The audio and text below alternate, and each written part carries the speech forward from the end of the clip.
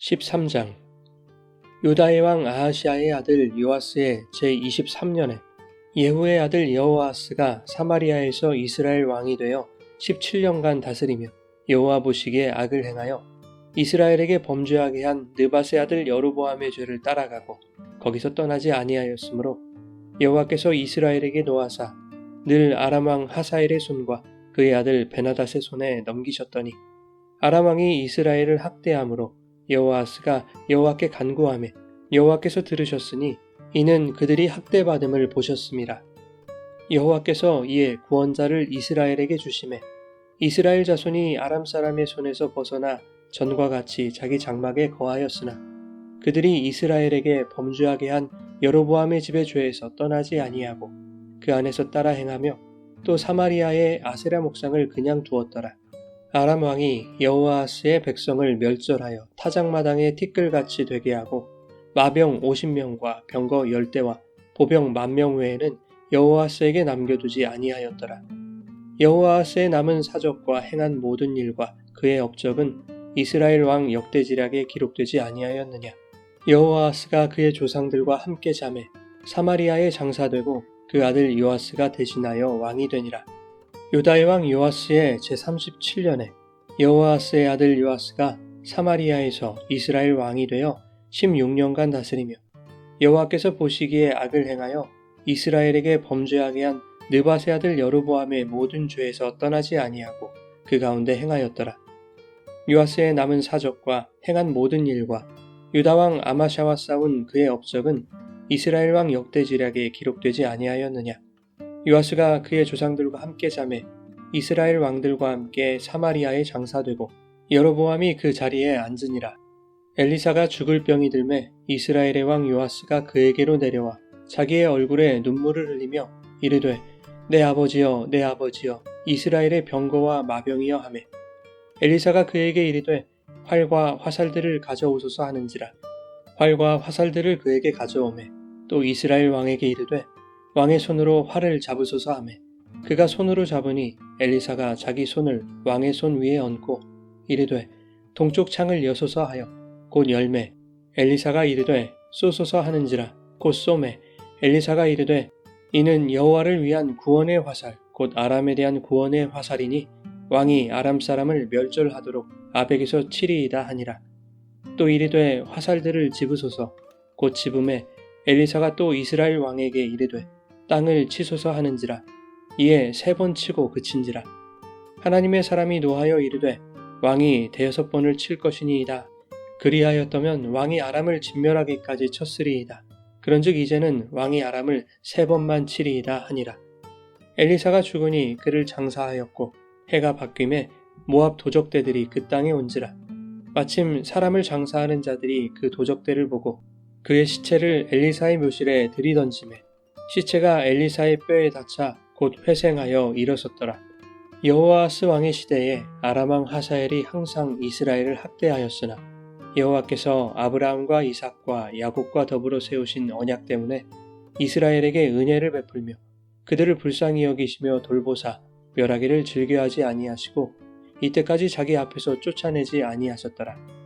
아람의 왕 하사엘이 죽고 그의 아들 베나닷이 대신하여 왕이 되매 여호아스의 아들 요아스가 하사엘의 아들 베나닷의 손에서 성읍을 다시 빼앗으니 이 성읍들은 자기 부친 여호아스가 전쟁 중에 빼앗겼던 것이라. 요아스가 베나닷을 3번 쳐서 무찌르고 이스라엘 성읍들을 회복하였더라.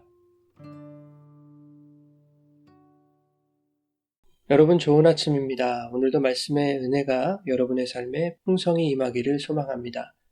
본문은 7살의 왕이 된 요아스가 남유다를 다스리던 시대에 북이스라엘의 2 왕의 이야기를 다루고 있습니다. 한 사람은 예후의 아들 여호아스였고 다른 한 사람은 여호아스의 아들 요아스입니다. 이 요아스는 남유다의 왕과 같은 이름이죠. 그런데 본문은 이 2 왕의 이야기와 함께 엘리사의 죽음을 기록하고 있습니다. 이것이 의미하는 바가 무엇인지 깨닫는 것이 오늘 본문을 이해하는 관건이라고 할 수 있을 것 같습니다. 본문 1절은 유다 왕 아하시아의 아들 요아스 제23년에 예후의 아들 여호아스가 이스라엘의 왕이 되어 17년간 다스렸다고 기록하고 있습니다. 여호아스의 아버지 예후는 어떤 사람입니까? 아합의 가문을 징계하기 위해 심판의 대리자로서 하나님이 택하신 사람이었고, 그 예후는 온 이스라엘에서 바알 숭배를 제거하는 일에 큰 공로를 세웠습니다. 하지만 10장 29절 이하에 보면 예후는 이스라엘에게 범죄하게 한 느밧의 아들 여로보암의 죄에서 떠나지 않았다고 기록하고 있습니다. 베델과 단에 있는 금송아지를 섬기는 죄에서 떠나지 않았던 것이죠.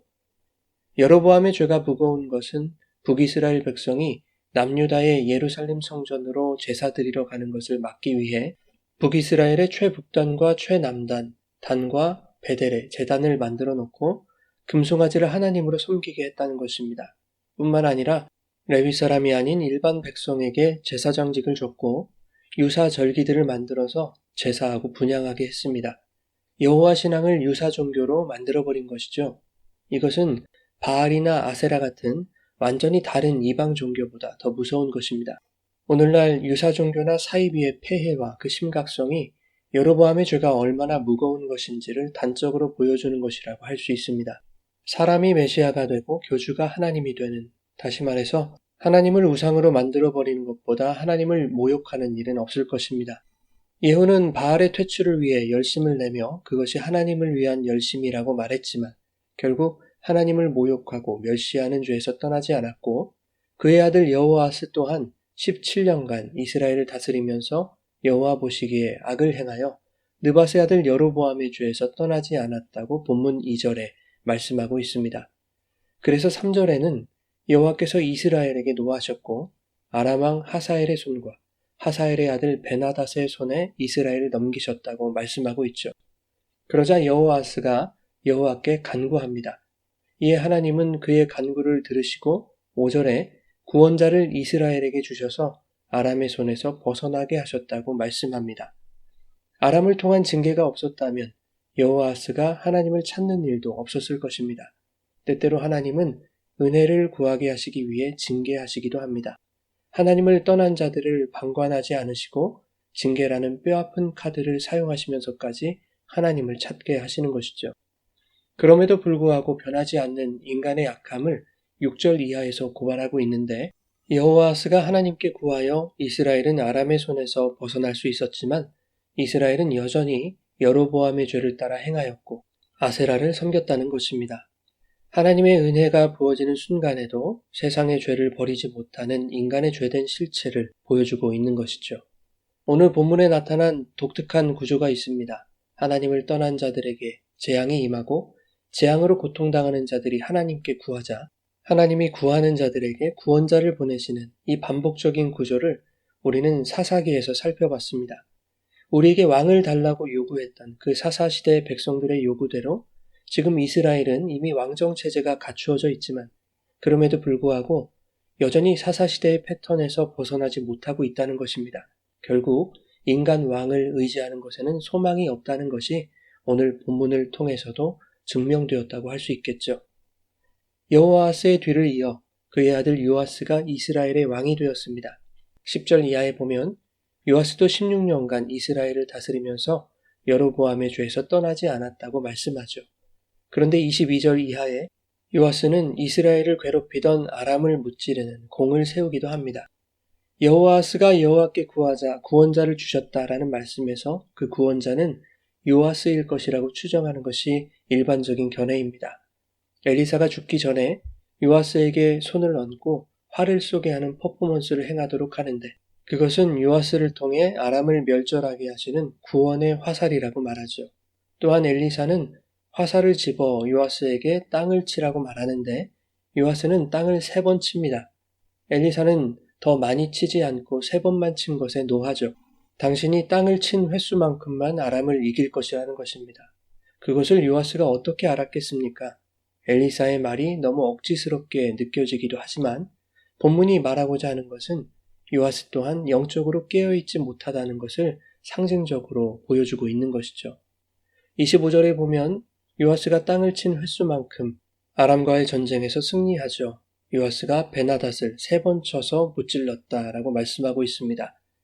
여호아스가 구하여 하나님이 보낸 구원자가 일시적인 승리, 제한적인 승리를 가져올 수는 있습니다.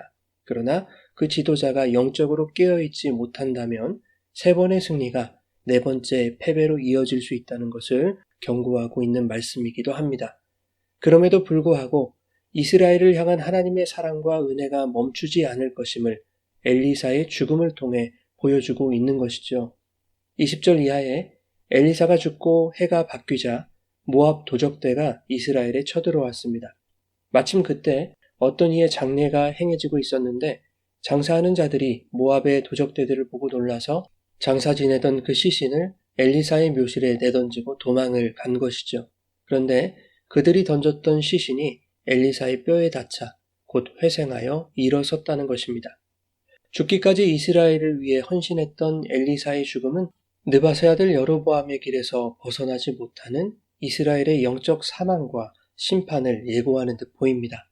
14절에 여호와 보시기에 악을 행하던 요아스조차 죽을 병에 걸린 엘리사에게 찾아와 눈물을 흘리며 내 아버지여 내 아버지여 이스라엘의 병거와 마병이여 라고 부를 만큼 이스라엘이 유일하게 의지했던 영적 지도자가 죽는다는 것은 이제 더 이상 이스라엘에 소망이 없다는 것을 말하는 것처럼 보입니다.